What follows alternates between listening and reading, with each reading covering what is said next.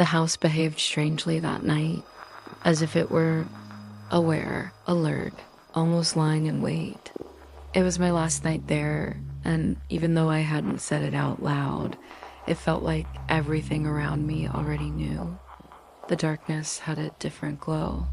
The air had a different texture, and above all, the silence had a different intention. It wasn't the silence that threatened me. It was the silence that watched me leave. I walked through the living room like someone visiting a place for the last time, not to remember, but to confirm that I no longer belonged there. And the more I looked, the more I noticed how the house felt. Too quiet, quiet as if it were waiting for me, as if this night were the grand finale it had been saving for years. The dim streetlight filtered through the cracks in the curtains, drawing crooked lines across the floor. Lines I followed with my eyes, as if they were paths fate had placed there. With every step, every glance, every breath, I felt certainty growing inside me like something inevitable. It was the night. It was that night. There would be no other. I went back to the kitchen. The yellowed ceiling light flickered, as if it couldn't keep itself on. Maybe it was just an electrical fault. Or maybe it was the house saying, see, I'm not stable.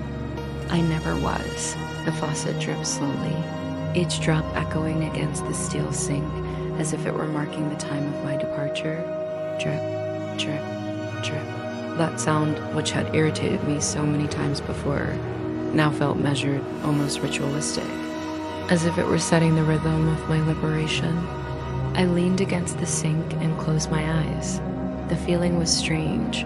I felt fear, but not of that place. I was afraid of the future, of the new life, of the unknown. But this fear was so different from the fear I used to feel inside those walls that it almost felt like freedom. Suddenly, I heard another sound coming from the living room. A vibration light, almost imperceptible, as if the wood had decided to move on its own. I slowly turned my head, watching the darkness take over the room. The living room seemed larger, deeper, more distant than I remembered, as if it were trying to keep its distance from me, as if it knew I was no longer its own. And for the first time, I felt that the house was tired of holding me, tired of containing me, tired of being the setting for a story I no longer wanted to live. And maybe it was ready to let me go. I returned to the living room and sat on the couch once more. The same surface where I had cried in secret, where I had pretended happiness, where I had worried about which version of him would walk through the door. But that night, the couch carried no threat. It carried farewell. The entire house seemed suspended in time, as if it had stopped breathing when it realized this would be my last night there. It was as if it were saying, go while the night can still protect you, because there was something special about the darkness that night, something I had never felt there before, the sense that the night was on my side. The wind outside grew stronger. The front door trembled slightly. The curtains swayed, casting dancing shadows on the walls. And for a moment, it felt as though everything, absolutely everything, was aligned for a single purpose: to watch me leave. I looked around and felt a kind of restless peace. The kind of peace that doesn't calm you, but prepares you. The peace that comes before great change. The peace that turns fear into momentum. The clock on the wall showed almost midnight. I don't know why, but it felt too symbolic to ignore. The last night, and the house was marking the time, second by second, like a silent countdown. I stood up slowly and went back to the hallway. The hallway felt like the most alive place in the house that night, as if the air were vibrating, as if the walls were pulsing, as if the floor were trying to remember my old footsteps I would never repeat.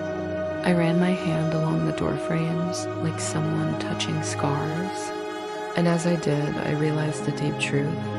The house wasn't just the house.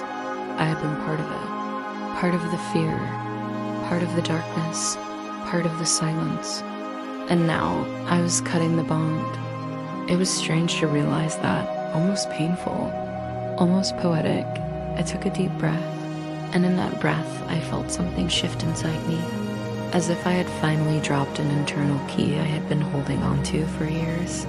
The night was calling me. The house was releasing me, and I was almost ready. I went back to the living room, feeling the cold wind slipping in through the cracks. The air felt lighter, fresher, more real. It was as if the universe, time itself, and even destiny had decided that this was the perfect night for me to leave. And then, for the first time, I said it out loud softly, almost a whisper. This is my last night here. The house heard it. The night heard it. And in that instant, something aligned inside me. It was official. It was final. It was irreversible. I was leaving. If this story touched something inside you, subscribe to the channel so you don't walk this journey alone. And be sure to **** watch the next video in the next section or the next series ***, where this final night reaches its turning point and the next chapter of freedom begins.